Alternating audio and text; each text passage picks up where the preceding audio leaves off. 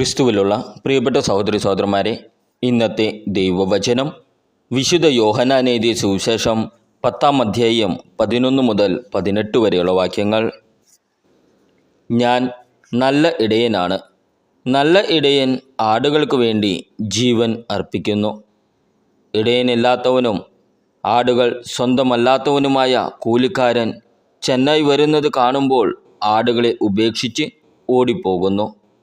ചെന്നായി വന്ന് അവയെ പിടിക്കുകയും ചിതറിച്ചു കളയുകയും ചെയ്യുന്നു.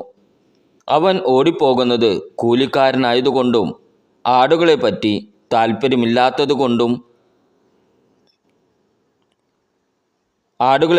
താല്പര്യമില്ലാത്തതുകൊണ്ടുമാണ്. ഞാൻ നല്ല ഇടയനാണ്.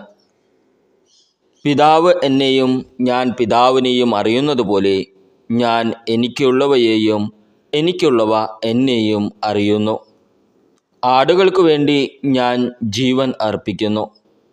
ഈ തൊഴുത്തിൽപ്പെടാത്ത മറ്റാടുകളും എനിക്കുണ്ട്. അവയെയും ഞാൻ കൊണ്ടുവരേണ്ടിയിരിക്കുന്നു. അവ എൻ്റെ സ്വരം ശ്രവിക്കും. അങ്ങനെ ഒരാട്ടിൻപറ്റവും ഒരിടയനുമാകും. തിരിച്ചെടുക്കുന്നതിനു വേണ്ടി ഞാൻ ജീവൻ അർപ്പിക്കുന്നതിനാൽ പിതാവ് എന്നെ സ്നേഹിക്കുന്നു. ആരും എന്നിൽ നിന്ന് അത് പിടിച്ചെടുക്കുകയല്ല. ഞാൻ സ്വമനസ്സ സമർപ്പിക്കുകയാണ്. അത് സമർപ്പിക്കാനും തിരികെ എടുക്കാനും എനിക്ക് അധികാരമുണ്ട്. ഈ കൽപ്പന എൻ്റെ പിതാവിൽ നിന്നാണ് എനിക്ക് ലഭിച്ചത്. നമ്മുടെ കർത്താവായ ഈശോമിശിഹായ്ക്ക് സ്തുതി. ക്രിസ്തുവിലുള്ള പ്രിയപ്പെട്ട സഹോദരി സഹോദരന്മാരെ, ഇന്നത്തെ ദൈവവചനം വിശുദ്ധ യോഹന്നാൻ എഴുതിയ സുവിശേഷം 10-ാം അധ്യായം 11 മുതൽ 18 വരെയുള്ള വാക്യങ്ങൾ. ഞാൻ നല്ല ഇടയനാണ്. നല്ല ഇടയൻ ആടുകൾക്ക് വേണ്ടി ജീവൻ അർപ്പിക്കുന്നു. ഇടയനില്ലാത്തവനും ആടുകൾ സ്വന്തമല്ലാത്തവനുമായ കൂലിക്കാരൻ ചെന്നായി വരുന്നത് കാണുമ്പോൾ ആടുകളെ ഉപേക്ഷിച്ച് ഓടിപ്പോകുന്നു. ചെന്നായി വന്ന് അവയെ പിടിക്കുകയും ചിതറിച്ചു കളയുകയും ചെയ്യുന്നു. അവൻ ഓടിപ്പോകുന്നത് കൂലിക്കാരനായതുകൊണ്ടും ആടുകളെപ്പറ്റി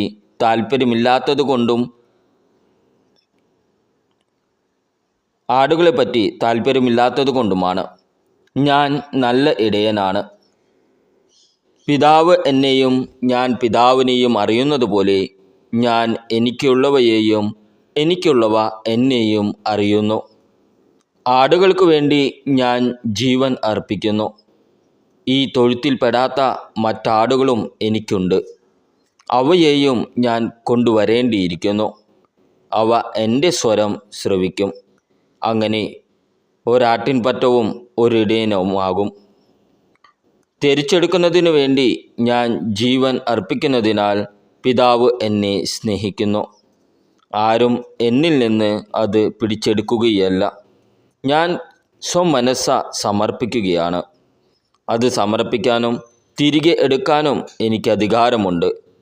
ഈ കൽപ്പന എൻ്റെ പിതാവിൽ നിന്നാണ് എനിക്ക് ലഭിച്ചത്. നമ്മുടെ കർത്താവായ ഈശോമിശിഹായ്ക്ക് സ്തുതി.